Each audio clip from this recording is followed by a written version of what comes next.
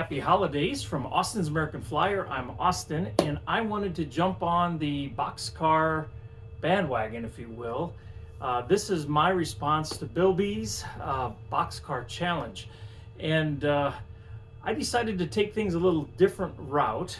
Instead of seeing, how long of a train I could make up or how many trains I could have full of boxcars, I decided to narrow the focus a little bit to one specific place in time, if I could. And since Bill is an O scaler and this obviously is S scale, I thought it'd be kind of fun to try to do something that bridges the gap. They are trains after all. And so behind me is my representation from 1946 of Bill's boxcar challenge. And what's interesting about the train set behind me is everything in this consist is from 1946, and the engine, the Atlantic at the head end, actually is a direct carryover from American Flyer's O scale. In fact, in 1946, you can actually find examples of S and O scale in this particular wheel arrangement. So that's kind of fascinating. Another thing that's fascinating is what was going on with plastic at that time. If you take a look at these boxcars, you'll see they've got all sorts of crazy things happening with warpage and twisting and carrying on. In fact, it became such an issue early on that my understanding is that even in 1946, so within the first year of production, they recognized we've got some warpage issues going on, and so they changed and moved away from a plastic underframe to a metal underframe to try to help stabilize the plastic. And as I pick up these three boxcars, it's readily apparent which has plastic subframes and which has metal because of the weight difference. Now, we're not talking about an extremely heavy car to begin with, but this one back here is plastic through and through. If I can get it off the track without knocking anything on the floor.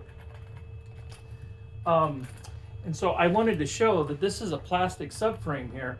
And I don't know if you can see this railing for the boxcar doors would be something that would be square. And you can see how the whole thing twists this way, and then it's got multiple twists going multiple directions. And so this is the kind of car that if someone were to ever remove the shell from the frame, I'm not sure you'd ever be able to get it back together because it's all under great tension. As you can see, there's a hump here. This has got a swale in it.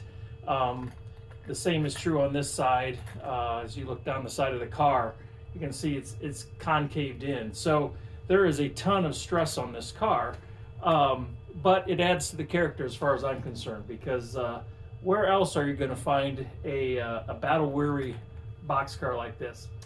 But all this to say, this is from early in 1946. You can see it's got these very thin link couplers. So there's this one's, I'm hoping I can salvage that one. That one's about as crooked as a dog's hind leg. So it's a miracle that it works. But all that to say, this is my response to Bill B's boxcar challenge. We've got three different boxcars here. All three of them have operating, well, if the plastic wasn't twisted and bent, they'd be operating side doors. We have a refrigerator boxcar here, cattle car here, and then another refrigerator car. This one is more of a camel car probably than anything else because of the extreme plastic warpage on it. Maybe one other thing that's kind of interesting, I'm not really sure why Flyer did this, why AC Gilbert did this, but some of their early tenders also had this indentation and surface rust on here. But pretty fascinating. These early Atlantics had a separate tender or trailing truck here that wasn't connected via drawbar. There's a little bit more ornate side gear action. These are also considered a four-piece. There's a separate boiler front. The cowcatcher assembly comes loose, and then the crosshead assembly comes loose. And there's also, in the very early ones, which this one is, it has a weight inside here. I guess that was to give it more tractive effort. And then there's also brass buttons between the driving wheels here in the shell. My understanding is those were thought to be part of a track trip mechanism, which apparently never became reality. So anyhow, just some fascinating things as in my response here to Bill B's Boxcar Challenge. I hope you found this interesting, and I'll go ahead and get this engine rolling. One last thing I would say about this particular engine, it's a 300, and as such it has no choo-choo and no smoke. It does have a working headlight, and then it's got the 4-step reverse unit inside the boiler. So pretty simple, cast metal, pretty good puller considering the size that it is. But back to the trains, we'll get this thing rolling.